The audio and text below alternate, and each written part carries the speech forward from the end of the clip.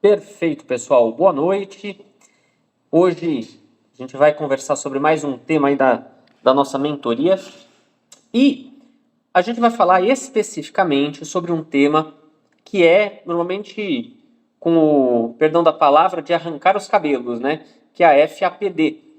Esse tema, normalmente cada um, às vezes na mentoria, pede um tema, né, para discussão, e eu tenho visto que bastante gente tem um pouco de dificuldade, tanto no diagnóstico como na condução da FAPD. Às vezes o diagnóstico ele é um pouco mais, como é que eu posso dizer, desafiador pelo diferencial, pelo grande diferencial com a alopecia androgenética, mas às vezes ele pode ser o tratamento um pouquinho mais desafiador.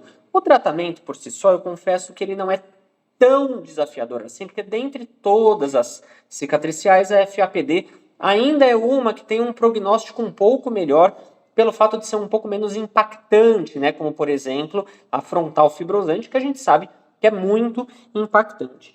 Então, vamos começar falando um pouquinho, né? Na verdade, não só falando, como trazendo um caso clínico. Eu gosto de abrir, como a gente aqui na questão da mentoria já tem uma certa afinidade com alguns temas, a gente não está partindo de um beabá. Claro que qualquer dúvida vocês abram o microfone e me avisem, mas a gente acho que dá para discutir de uma maneira um pouco mais proveitosa. Então, vou começar com vocês aqui com um caso clínico, e a partir desse caso clínico, a gente vai esmiuçar toda essa semiologia e abordagem da FAPD.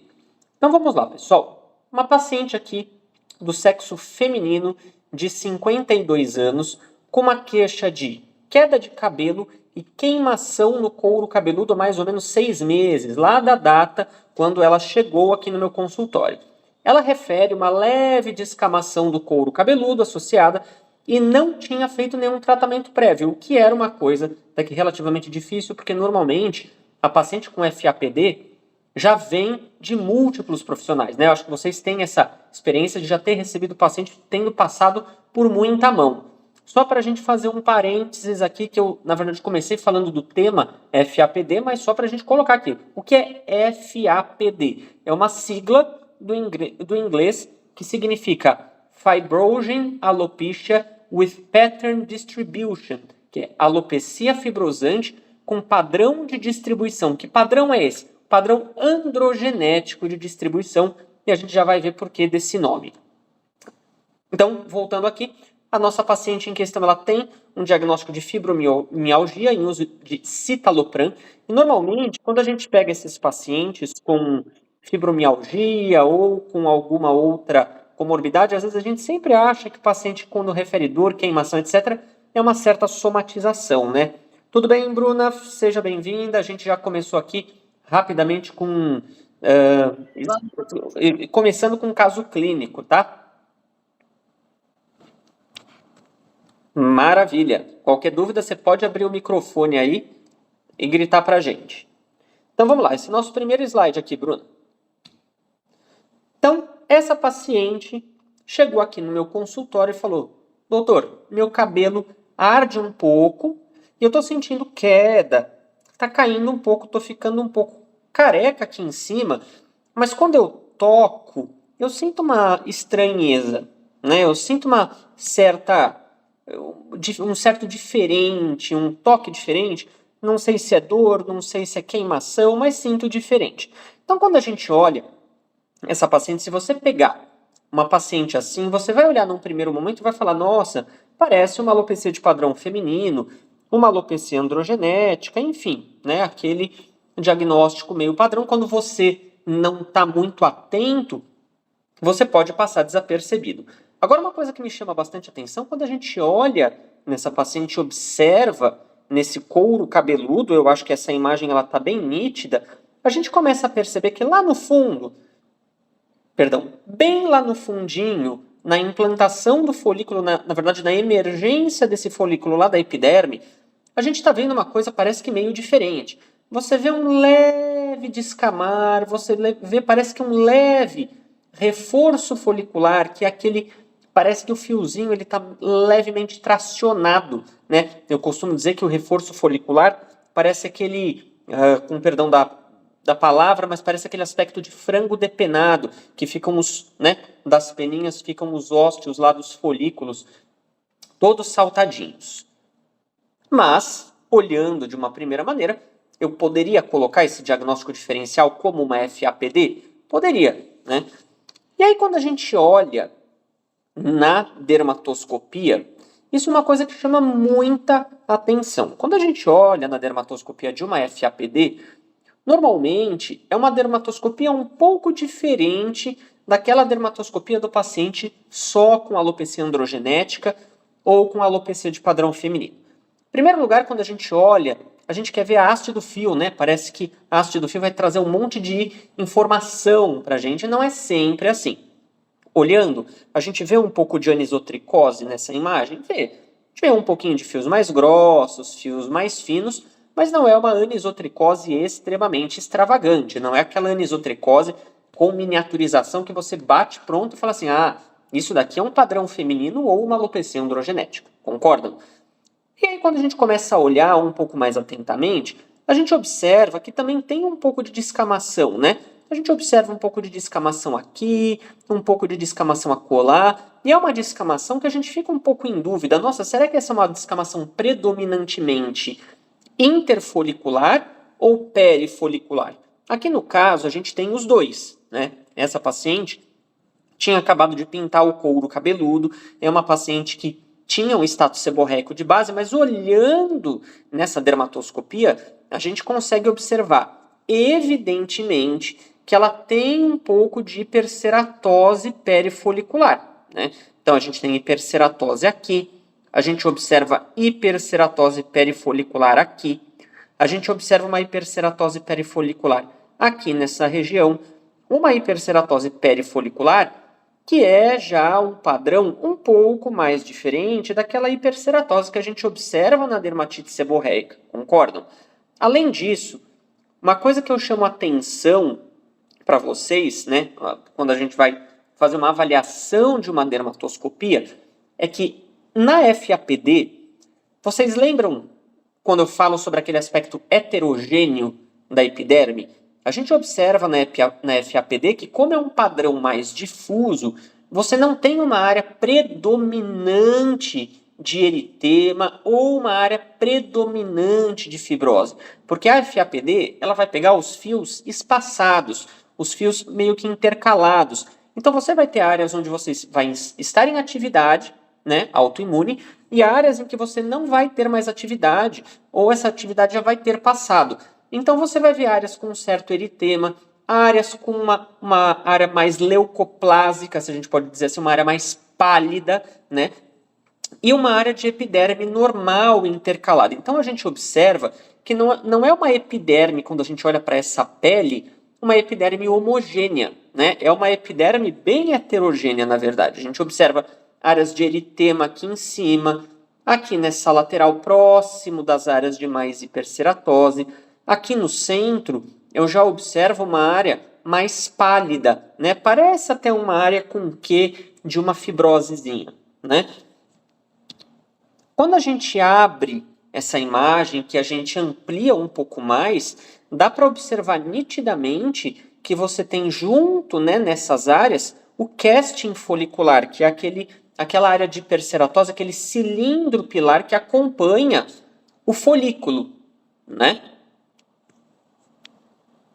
Observem aqui, observem acolá. A gente tem também fios miniaturizados, observem um fio velo aqui, ó. Opa, um fiozinho velo. Temos também o fato da paciente ter FAPD, impede que ela tenha, de repente, um padrão feminino ou uma androgenética? Não impede, não são situações protetivas uma outra, né? E aí, quando a gente olha, né, nessa descrição, isso é uma coisa importante, porque a descrição faz parte, às vezes até do nosso entendimento semiológico, a gente observa uma rarefação difusa, né, predominantemente no vértex, sem áreas preferenciais de alopecia, é um pouco mais difuso.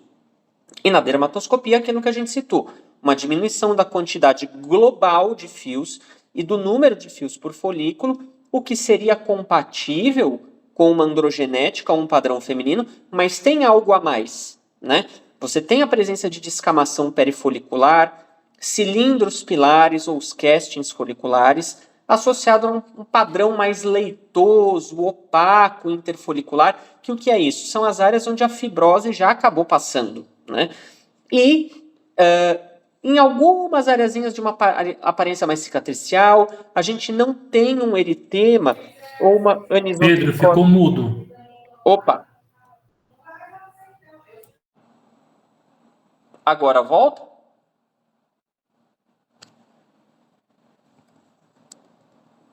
Voltou? Ou não? Agora voltou, normalizou o áudio. Tá bom. Sim, voltou. O sinal, desculpem, o meu sinal aqui em Botucatu hoje, definitivamente eu não consegui fazer uma ligação para vocês terem uma ideia. Então, se isso acontecer de novo, vocês me cortem, tá? Então, voltando, né, a gente observa todos esses achados. Na verdade, aqui dei uma cortadinha, eu estava só fazendo a leitura dessa descrição, mas observem que, principalmente, a gente vê padrões de apresentação que a gente encontra na androgenética, no padrão feminino, mas a gente tem padrões que não encontramos. Então, essa associação desses achados é que levou o Ralph Trieb, que foi quem descreveu a FAPD, a pensar, eu acho que eu estou diante de uma entidade clínica diferente, porque eu tenho um padrão feminino, mas eu tenho um aspecto cicatricial. Padrão feminino e androgenética não são cicatriciais, né? E aí, realmente, sempre ficava essa dúvida, será que é uma alopecia de padrão feminino, com uma dermatite seborreica mais intensa, tal? E aí, depois é que se descreveu a FAPD como uma entidade clínica separada, com o auxílio do histopatológico, né? Então, quando a gente olha lá no histopatológico de uma de uma FAPD, a gente observa os mesmos padrões de alteração liquenoide que a gente encontra na frontal fibrosante, no líquen plano pilar, que é o quê? Infiltrado linfocitário periístmico e periinfundibular, hiperceratose perifolicular lá em cima, né, no ósteo folicular. A gente observa nas laterais um padrão mais de fibrose concêntrica se instalando nesse folículo, o que é característico do líquen plano. Se você pegar, por exemplo, essa imagem, eu sei que essa imagem é de uma FAPD, porque é dessa paciente que eu mostrei para vocês, mas poderia ser de um líquen plano? Poderia. Poderia ser de uma frontal fibrosante? Poderia, porque o padrão de apresentação é exatamente o mesmo, né? Quando a gente fala de uma dermatite de interface liquenoide, eu já vou descrever isso para vocês, a gente observa esse padrão de interface que a gente fala. Aqui a gente tem a epiderme, aqui embaixo a derme, e o padrão de interface, o que que é? Ele é um padrão de lesão de membrana basal. Então a gente observa a vacuolização da membrana basal. Quando essa membrana basal vacuoliza, a gente observa uma característica importante, que é o derrame pigmentar, que são os melanófagos, né? São esses macrófagos teciduais que eles acabam fagocitando a melanina e fica com esse aspecto amarronzado, né? Escuro na derme. Não é para ter melanina na derme, a melanina é para estar na epiderme, né?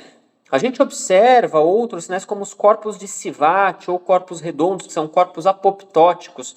Aqui a gente observa um pouco mais, mas não é esse na verdade, a imagem para mostrar isso. Mas o que eu gostaria que vocês entendessem é que se vier uma descrição de uma alteração liquenoide, é mais ou menos isso que nós vamos ver. Eu já vou esmiuçar isso para vocês, tá?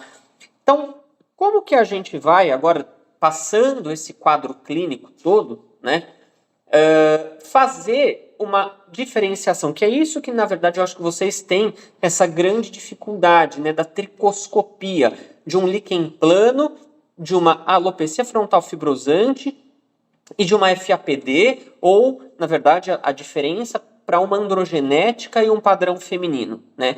Quando a gente vai fazer tricoscopicamente, né, eles são quase indistinguíveis uns dos outros se você for olhar, o folículo individualizado. Você vai ter hiperceratose, você vai ter eritema, você vai ter casting folicular. Então, o que define, né, um líquen plano de uma frontal fibrosante, de uma FAPD, é só o padrão de apresentação clínica, né? E é muito importante que a gente entenda quais são os sinais de atividade, que são eritema, hiperceratose. O próprio teste de tração positivo acaba entrando como um teste de sensibilidade, de um sinal de alopecia cicatricial, que é o quê? Basicamente aquela placa branco-leitosa, de aspecto mais esclerótico, se você palpar, né? Então é isso que vai mostrar pra gente o sinal de atividade ou fora de atividade. Então, todas essas alterações, como hiperceratose, o casting, o eritema, são sinais de atividade. Como, por exemplo, na frontal fibrosante. A gente vê os mesmos padrões. Esse aspecto que eu citei para vocês, que é o aspecto de reforço folicular, observem como esse folículo parece que saltadinho, está meio túrgido, né? Então, isso é um aspecto de reforço folicular. Rúbia, seja bem-vinda. Estamos conversando aqui sobre FAPD. Observem na frontal fibrosante que você tem um pouquinho de eritema, enfim, aqui sem tanta hiperceratose folicular. Quando você observa um pouco mais de hiperceratose numa imagem mais ampliada, aqui a gente sabe que é linha de implantação porque para baixo você não tem nada de folículo e para cima você tem folículo. Então aqui, basicamente, dá para a gente entender que é uma frontal fibrosante, mas as características clínicas acabam sendo as mesmas numa FAPD se esses folículos estiverem esparsos pelo couro cabeludo. Observem aqui uma coisa, isso é muito importante. Ó. Às vezes, o paciente ele raspa a cabeça, ou aqui no caso em questão dessa dermatoscopia, pessoal, isso é uma dermatoscopia da área da barba. É importante a gente entender que nas alterações do espectro do líquen plano pilar, como frontal fibrosante, FAPD, próprio líquen plano, você pode ter acometimento extra couro cabeludo.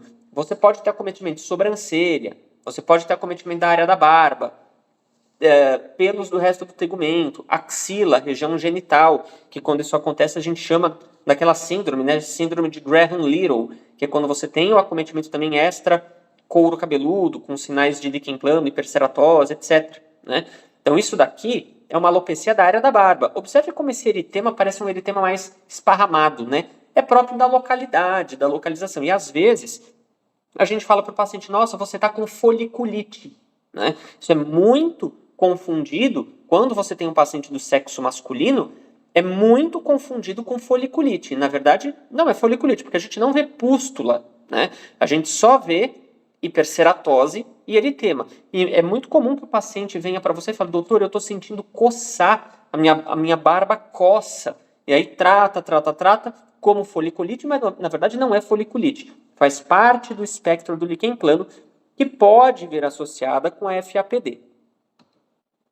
Observem aqui numa foto do Dinolite, eu não gosto muito desse método dermatoscópico, mas aqui, nessa FAPD, olha só como você tem, né, miniaturização folicular, que é característico da frontal da androgenética, do padrão feminino, mas você também tem uma hiperceratose perifolicular muito importante, o casting folicular muito proeminente. Eu não gosto muito da imagem do Dinolite porque observem como essa epiderme está, né, arroxeada, azulada, acinzentada. Ele não é muito bom para a gente ver esse tipo de alteração da epiderme, que também seria interessante no diagnóstico da FAPD. Olha só o casting folicular que pode estar presente também na FAPD, ou no líquen plano, ou na frontal fibrosante.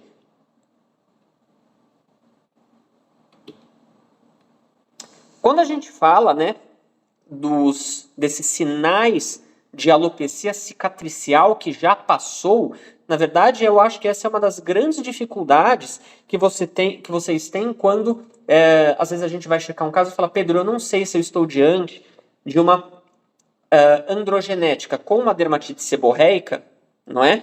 Ou de uma androgenética ou padrão feminino, ou uma FAPD, né? Então é muito importante a gente buscar esses sinais de alopecia cicatricial, que são quais? A fibrose, né? Que são aqueles pontos brancos, clássicos, meio confluentes, são aquelas áreas brancas, na verdade, sem aberturas foliculares. Porque se você tiver uma área esbranquiçada, pálida, com a abertura do ósteo folicular, isso por definição não é uma alopecia cicatricial. Vocês lembram do conceito dermatoscópico de alopecia cicatricial? É aquela área de alopecia em que você não tem na dermatoscopia a presença de ósteos foliculares. Essa é a definição dermatoscópica de alopecia cicatricial, não histológica, né? Mas a gente consegue observar que nas áreas mais esbranquiçadas realmente não tem nada de folículo. A gente observa nas áreas de fibrose inicial ou onde esse processo já passou, que não tem mais o folículo, um resquício de processo inflamatório.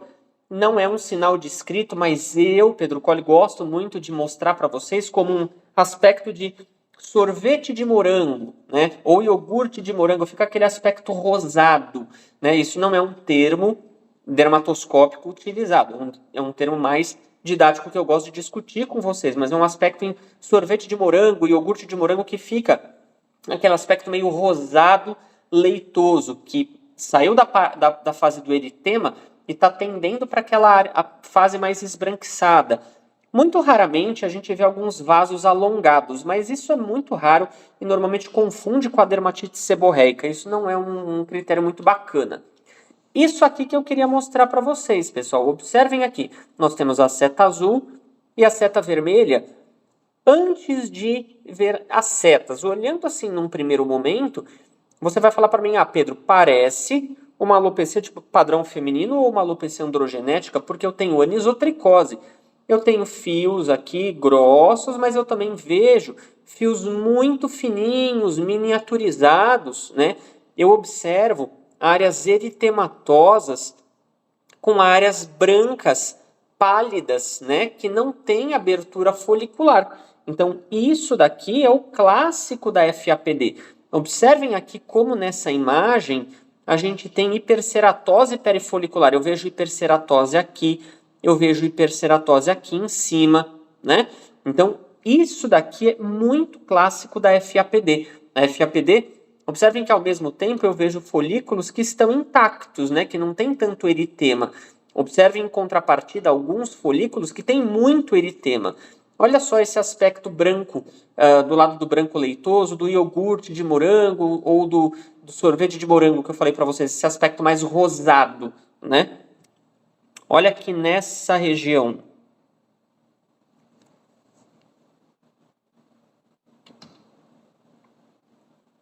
Histologicamente falando, por que é importante a gente saber do histopatológico? Porque quando a gente tem dúvida, é o que eu sempre falo para vocês, a gente não tem a obrigatoriedade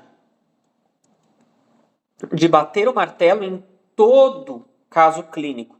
Por que eu falo que a gente tem que ser muito bom, o nosso olho muito treinado para a clínica? Porque naquelas situações em que você não tem a possibilidade de pedir biópsia, a gente tem que tentar fechar o diagnóstico pela clínica. Não é o ideal, porque a biópsia está aí para nos auxiliar, mas a gente sabe que o mundo ideal muitas vezes está um pouco distante, né? Então, no histopatológico, o que a gente vai ver na FAPD? Aquela alteração predominantemente linfocitária, né? Liquenoide, alteração de interface, né? Com infiltrado de linfócito, né? Em faixa, que é aquela característica do liquenoide. Então, por que é importante saber que é linfócito? Porque nas foliculites é infiltrado de neutrófilo, né? Esse infiltrado é exclusivamente perifolicular, periístmico, periinfundibular. A gente vai ter a hiperceratose do ósteo folicular. Tudo isso, o que é a hiperceratose? Nada mais é do que a hiperceratose que a gente está observando a olho nu, a gente está vendo lá no histológico. E a alteração liquenoide talvez é o que feche mais o diagnóstico, né? A gente tem vacuolização da membrana basal, hipergranulose, o derrame pigmentar é muito característico, né? A presença de células apoptóticas, que são os corpos de Sivat. Uma coisa importante é que na FAPD, essas alterações foliculares, normalmente elas são menos intensas do que no líquen plano ou na frontal fibrosante. Líquen plano e frontal fibrosante, normalmente, elas são bem mais inflamatórias e justamente por isso essas alterações são mais evidentes, né? A fibrose depende muito do estágio evolutivo. Se você pegar um histológico numa fase inicial do processo inflamatório, muito provavelmente essa fibrose ainda não vai estar instalada.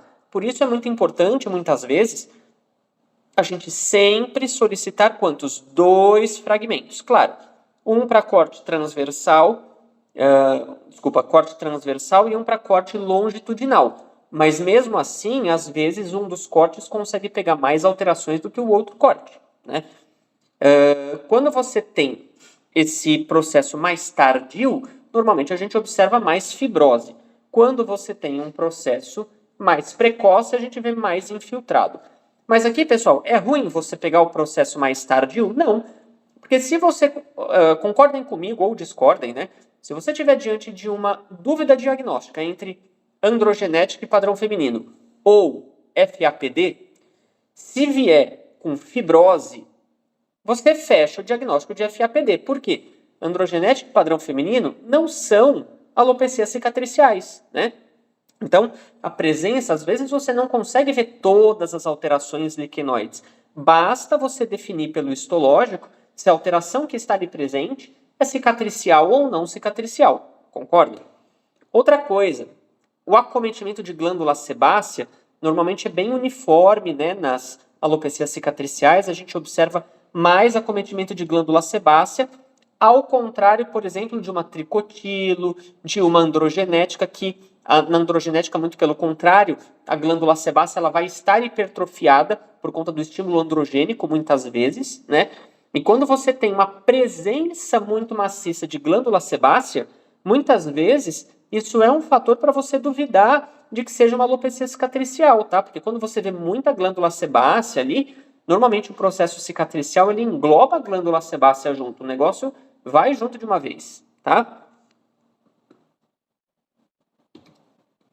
Observem aqui um histológico clássico com tudo que eu falei. Olhando de cima para baixo, a gente observa a hiperceratose folicular, que é o que a gente vai ver lá no dermatoscópio como a casquinha saindo do folículo. A gente vai ver o infiltrado em faixa, parece uma faixa, que está um U porque o folículo é assim, mas é uma faixa ao redor do folículo, um infiltrado linfocitário. Se a gente observar aqui, observem no folículo como a camada granulosa dessa epiderme ela está aumentada. A gente vê hipergranulose. Por quê? Porque é a área de hiperceratose em cima. A hipergranulose ela vai refletir na hiperceratose. E aqui, se a gente pudesse colocar uma imagem um pouco mais ampliada, a gente observaria a dermatite de interface, a alteração de interface com vacuolização da membrana basal, os corpos de Sivat, né? O derrame pigmentar, é que aqui nessa alteração a gente não tá observando, né? Nessa ampliação. Agora sim, aumentando, a gente observa a vacuolização da membrana basal, observem como há vacúolos aqui, e a gente também observa essas células redondinhas com núcleo rechaçado, né? Elas mais acinzentadas. Isso daqui é um queratinócito basal, né? Apoptótico, isso é um corpo de Sivat, né? Um queratinócito apoptótico que é característico das alterações liquenoides. A gente poderia ver aqui também um pouco de derrame pigmentar. A gente até vê um pouquinho, ó, tá vendo essa estrutura mais esverdeada, amarelada, um pouquinho aqui e tal. Isso é derrame pigmentar.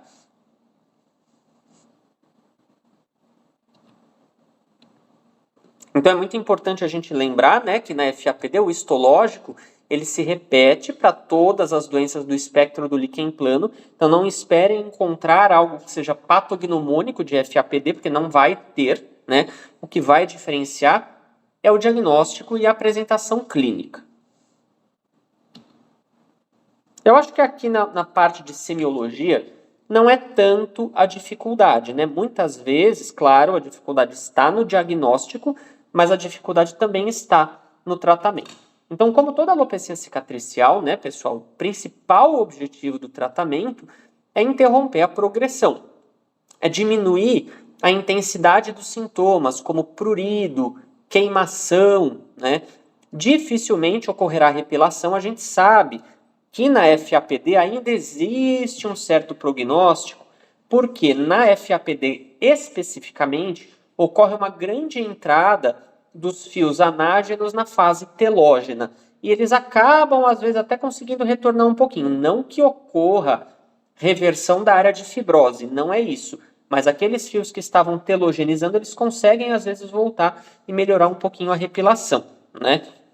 Mesmo com tratamento, a gente sabe que o paciente vai ter períodos de recorrência, então não espere tratar o seu paciente com FAPD e liberá-lo e falar, nunca mais volte. Ele vai voltar a falar, ai, doutor, agora piorou, agora melhorou, agora piorou. Existe essa flutuação, né? E no caso, não da FAPD, mas no caso do líquen plano, quando você tem, né, uma placa de líquen plano, você consegue fazer a redução cirúrgica, né, de uma alopecia quando esse quadro está estabilizado. Normalmente a gente não fica fazendo muito isso porque às vezes a placa aumenta. Mas naquele quadro em que você tem uma estabilização bem grande, uma placa única isolada, você consegue fazer o paciente, né, melhorar um pouquinho a questão cosmética reduzindo cirurgicamente isso. É uma possibilidade. O transplante capilar, muitas pessoas perguntam, Pedro, transplante capilar, o pessoal já fala mais sobre isso hoje, né? Fala sim, porque se você tiver com um paciente estável clinicamente, né? Muitas pessoas advogam hoje que você pode tentar melhorar a qualidade de vida desse paciente transplantando esses fios e deixando esse paciente, pelo menos por um tempo, com uma área um pouco mais repilada, né? É o que eu sempre falo para você, se você tivesse uma alopecia cicatricial e fosse oferecido para você a possibilidade de ter cabelo naquela área, mesmo que por um tempo determinado, você não gostaria de fazer? Eu gostaria, né? Então eu acho que a gente não pode privar o paciente dessa decisão, né? Porque não se trata de uma questão de morbidade. A gente fazendo transplante capilar não é uma coisa que vai, nossa, o paciente vai, né, sofrer uma intervenção cirúrgica. Não, é uma cirurgia, mas eu acho que vale a pena na balança você proporcionar esse tipo de qualidade de vida para ele. A gente tem basicamente como primeira linha, pessoal, os imunomoduladores por via oral. Entendam que imunomodulador não é imunossupressor, né? A primeira escolha nas liquenoides é a hidroxicloroquina. Isso se faz valer também na FAPD, tá? A gente pode adicionar a doxiciclina? Pode. Qual que é o grande X da questão? A hidroxicloroquina, pessoal, é uma modificadora de evolução. O que a hidroxicloroquina vai fazer? A hidroxicloroquina, ela estabiliza o DNA. A hidroxicloroquina, ela diminui a apresentação, né, de antígeno pelas moléculas MHC de classe 2 nesse processo autoimune. A hidroxicloroquina, ela vai, de uma certa maneira, quebrar imunocomplexos circulantes. Então, ela é uma medicação que ela abaixa um pouco essa resposta inflamatória, ela modula a resposta inflamatória. Já a doxiciclina, não. A doxiciclina, ela tem uma função anti-inflamatória. Tá? A doxiciclina, ela é um antibiótico muito lipofílico, ou seja, ela concentra muito em áreas com gordura. E onde é a área com gordura no folículo? A glândula sebácea. Então, a doxiciclina, ela concentra bastante na glândula sebácea, por isso nós a utilizamos muito, inclusive, para processos, né, mediados por gram positivo, como as foliculites, porque é uma medicação que consegue chegar ali. E a doxiciclina tem uma propriedade anti-inflamatória, porém, a doxiciclina não é considerada uma modificadora de evolução. A doxiciclina, ela só é um sintomático, ela vai melhorar a sintomatologia da doença. Entendem a diferença entre hidroxicloroquina e a doxiciclina, tá? Na ausência de resposta, a gente pode tentar os imunossupressores? Pode, mas por um tempo muito curto, só numa tentativa de esfriar esse processo, como a ciclosporina, o metotrexato. Às vezes a gente tem pacientes que têm uma evolução da FAPD ou da frontal fibrosante, ou desse líquen plano muito acelerado, o paciente está perdendo o cabelo muito rapidamente, de uma forma dolorida, né? O paciente fala, nossa, doutor, dói muito. Aí a gente vai entrar com um corticoide por via oral numa tentativa de mais esfriar esse processo para evitar que esse paciente fique muito tempo daí submetido à corticoterapia. Aí você vai tentar utilizar de uma outra fonte de imunomodulação, né? A gente pode tentar os tratamentos com corticoides tópicos? Pode. Quando você tem, por exemplo, um líquen plano, que é uma área localizada, o líquen plano pilar, é mais fácil. No caso da frontal fibrosante, eu não recomendo, porque você tem que tomar muito cuidado com a atrofia. E no caso da FAPD, você tem que pesar na balança, porque dependendo da área, é muito doído você ficar picando todo o couro cabeludo do paciente. Não digo para você descartar essa possibilidade, porque às vezes você vai tentando de tudo e o que sobra é você fazer um pouco de infiltração, né? A gente pode usar o corticoide tópico, como clobetasol shampoo, ou de Prozac, que é a betametasona com ácido salicílico, como associação muitas vezes. A gente consegue utilizar esses corticoides tópicos associados, ou seja, somado, por exemplo, à hidroxicloroquina. Tá? É bastante interessante porque ao invés de você modificar a classe do medicamento, você pode associar, por exemplo, um corticoide tópico. Aí você vê que o paciente vai melhorando um pouco da sintomatologia, do eritema, da descamação. Você pode ir espaçando esse corticoide, ao invés de utilizar todo dia, você pode espaçar para dias alternados. Quando o paciente tem, por exemplo, o acometimento de linha de implantação ou acometimento de sobrancelha, não é muito legal ficar utilizando muito corticoide de alta potência nessa região, principalmente sobrancelha e próximo da área dos olhos. Então a gente vai utilizar os imunomoduladores como os inibidores da calcineurina, tacrolimus e pimecrolimus, tacrolimus 0,1% e pimecrolimus 1%. Tá? A gente pode aí, quando for fazer a infiltração com corticoide, um intervalo mínimo de 30 dias, a respeitar isso, porque senão você vai fazer atrofia. Alguns locais falam como proscrito na região frontal. Eu não considero como proscrito, mas tem que ser utilizado com muita, mas muita cautela.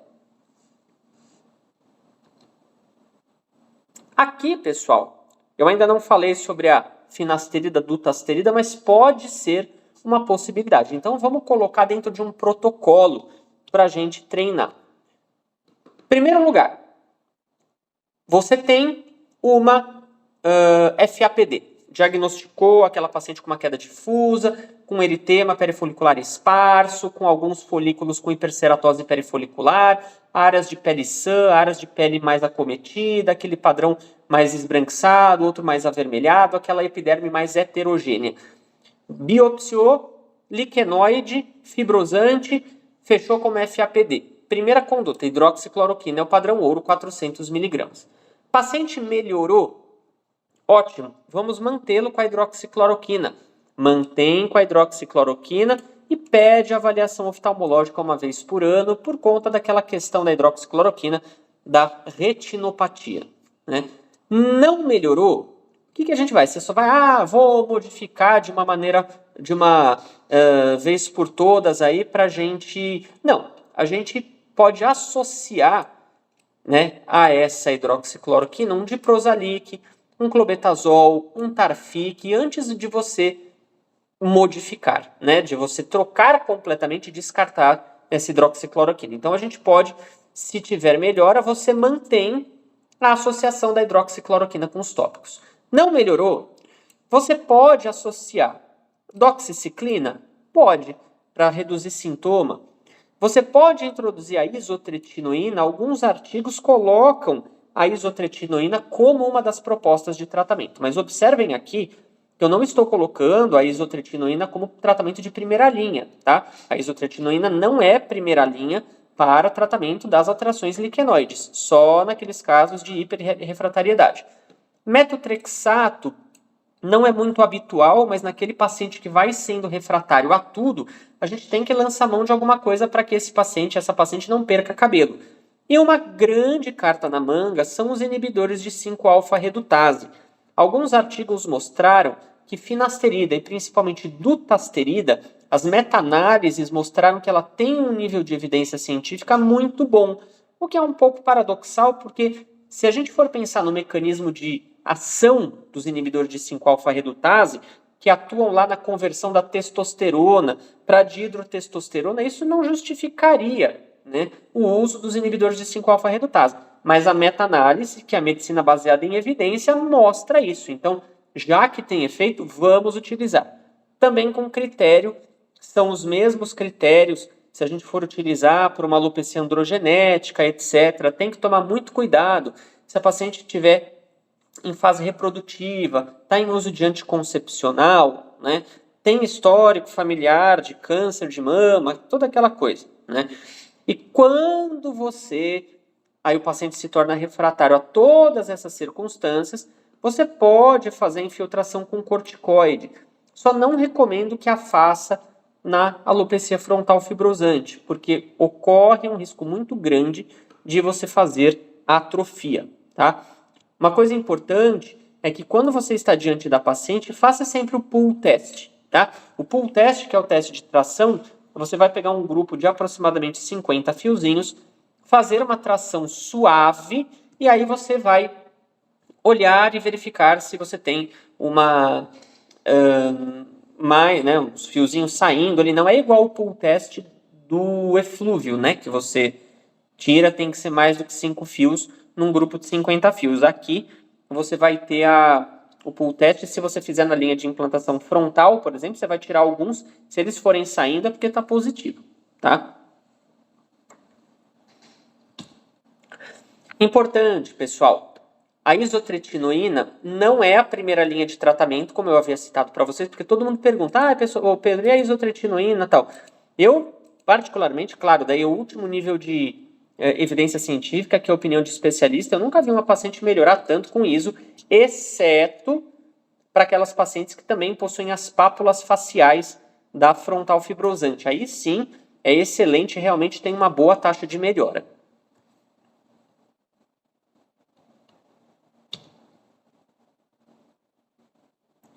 Eu acho que é isso, pessoal, sobre FAPD. Vamos lá. Vocês têm alguma dúvida? Querem abrir o microfone aí para gente conversar, sanarem as dúvidas de vocês? Pedro, boa noite. Tudo jóia? Tudo bom, Rodrigo? Diga. Tudo ótimo. Você falou assim, então, a primeira linha, a gente introduz a hidroxicloroquina. Se não teve melhora, a gente associa com os tópicos, né? Exemplo de Prozac, clobetazol, enfim. E se ainda persiste como não melhora, eu associo os outros. Também você pode associar a doxiciclina ou a isotretinoína, metotrexato. Isso, na verdade, 5-alfa, é isso? Vou ser bem sincero. Associando. Vou ser Então, bem sincero com você. Mas eu não vou trocando, né? Eu vou ser bem sincero com você que a isotretinoína raramente naquela questão, vamos supor a doxiciclina.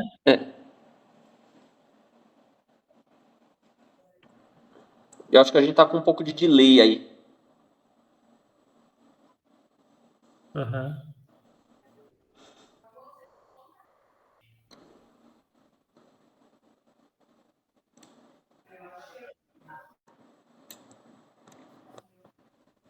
Eu acho que sim. Eu vou só citar para você sobre algumas considerações aqui.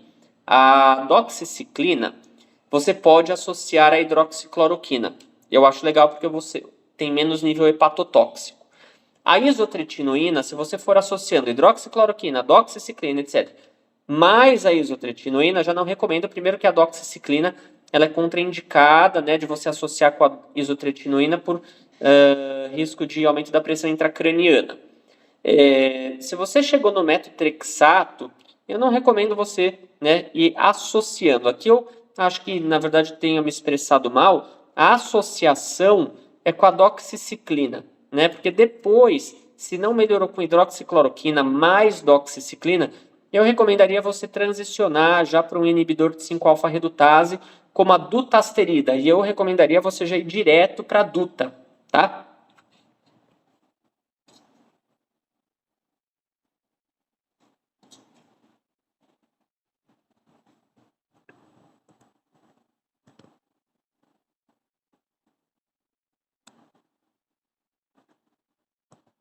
Deu para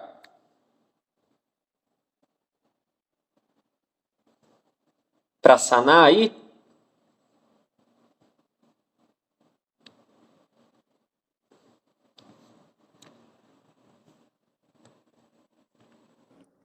Ô, Pedro, Oi?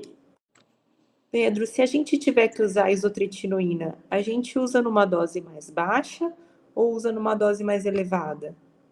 Daí a isotretinoína não tem um protocolo para isso. Normalmente, para essas alterações do espectro do líquen plano, tem se recomendado aquelas doses off-label, doses semanais, né? Comprimidos em dias alternados, né? 20 miligramas segunda, quarta, sexta, porque a gente sabe que a isotretinoína tem uma questão da dose acumulada, né? E se você utilizar uma grande dose de uma vez só, você vai submeter o paciente aos efeitos colaterais e daí ele vai ter que suspender depois por um período. Por isso que a gente fala que a isotretinoína ela é muito pouco utilizada, porque realmente o efeito dela não é tão bom assim, exceto para as pápulas faciais. Daí, se você for utilizar para as pápulas faciais, eu recomendo você utilizar numa dose fracionada, porque só as doses, né, as doses menores, essas doses off-label, elas já são eficientes para as pápulas faciais. Você não precisa chegar naquela dose de 0,5 miligrama por quilo, né, da isotretinoína, até no máximo de 40 miligramas por dia. Tá. Obrigada. Imagina. Desculpa, minha conexão caiu aqui, tá ruim também. Não, tranquilo. Você conseguiu ouvir o que eu falei, Rodrigo? Não, ela caiu. Tá, então assim, ó, na questão das associações, o que eu vou recomendar para você? Quando você entra com a hidroxicloroquina, você associa, né, se for necessário, associar a doxiciclina. Então você soma.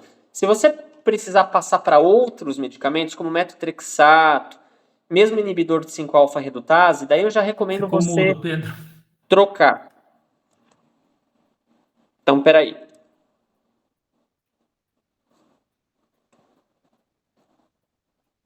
Só um minutinho, voltou?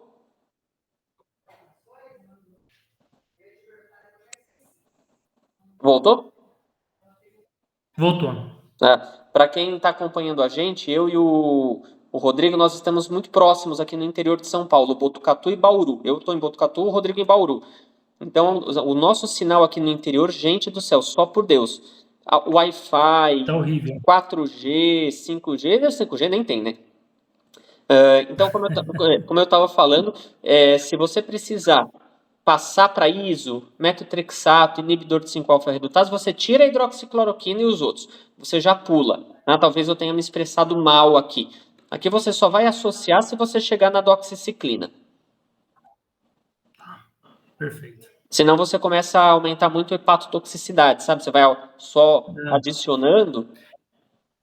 Então, nesse caso, a associação seria somente com a doxiclina. Sim. Pela isotretinoína. Não, a isotretinoína, ela só vai ser introduzida naquele caso das pápulas faciais, né? Quando você tiver aquela paciente cheia de bolinha, né, das pápulas faciais, aí sim a isotretinoína. Mas aí, se você for utilizar nessa circunstância, é só para isso.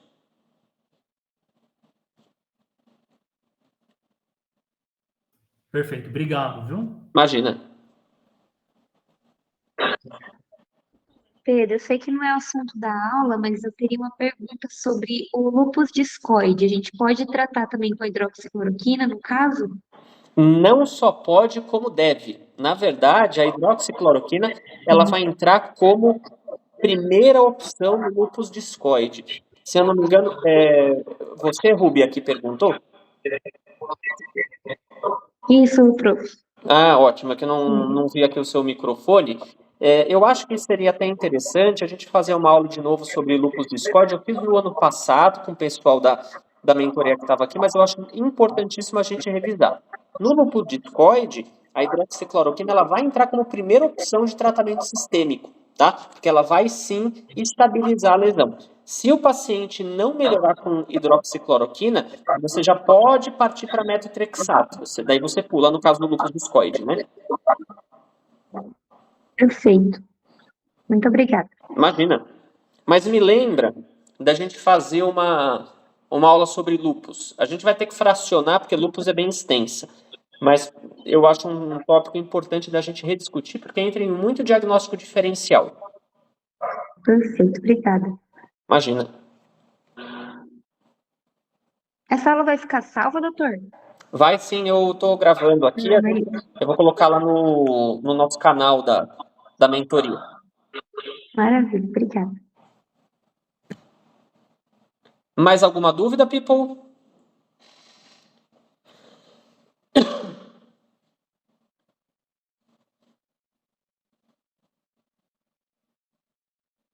Perfeito, acho que é isso. Desculpem aí pelas quebras de sinal, Pedro, mas... posso fazer uma última pergunta? Opa, vamos lá, Rodrigo, claro.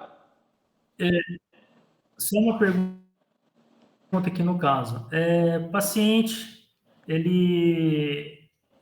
lógico, tem toda essa questão clínica que a gente faz, né? E uma das um dos grandes sinais, assim, por exemplo, não introduzimos nenhum tratamento voltado para FAPD, porque a gente está aguardando a biópsia, mas é bem característico que seja diante da clínica. E uma das queixas principais é a queda constante, sabe? Então, assim, tem recidivas. Isso a gente vê muito comum no FAPD, né? Isso é mesmo. Isso é mesmo. O paciente vai ter queda, depois ele pode ter recidiva, depois ele pode ter piora de novo. Na verdade, em todas as cicatriciais, né? Assim, né?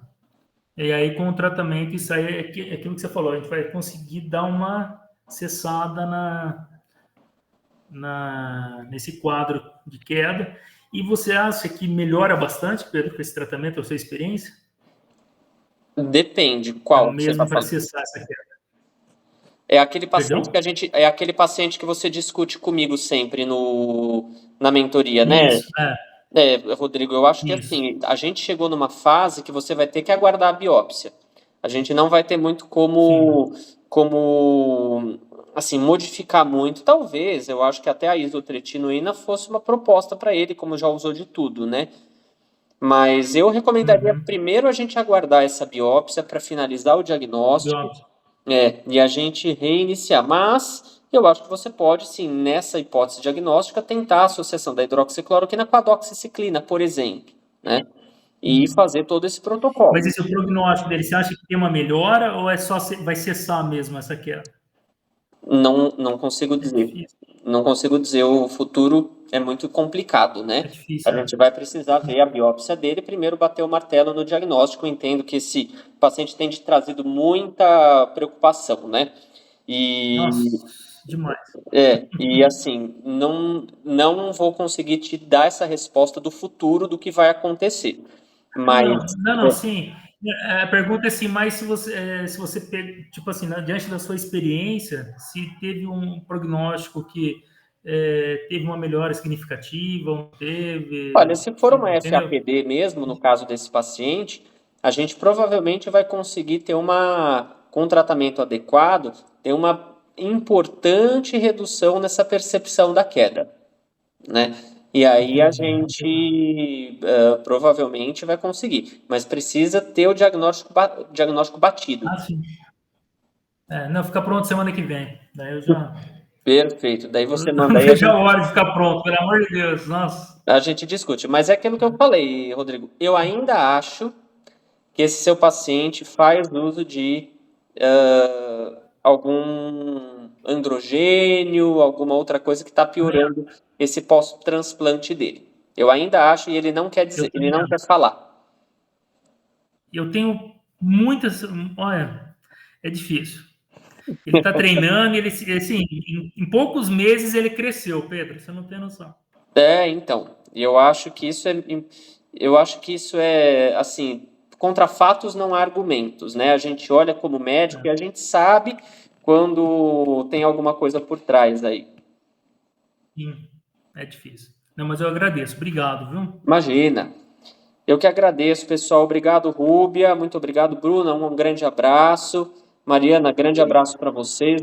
Mariana, bom trabalho. Pessoal que está por aí.